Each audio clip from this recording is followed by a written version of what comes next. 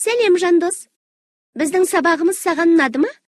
Тапсырмаларды орындағанда қандай әсер алдың?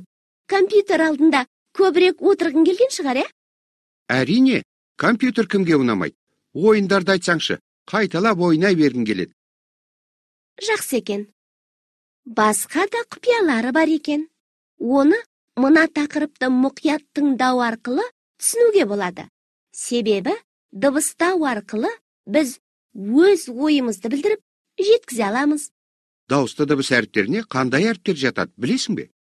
Иә, дауысты дыбыс әріптері А, Ә, Е, О, Ö, О, Ү, А, Ә, И, У, Ю, Я, Йо,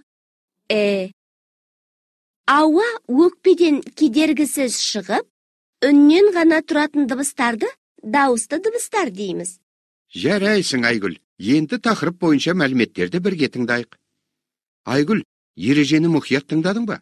Иә, ережені екеуміз де меңгердік. Енді тапсырмаларды орындайық.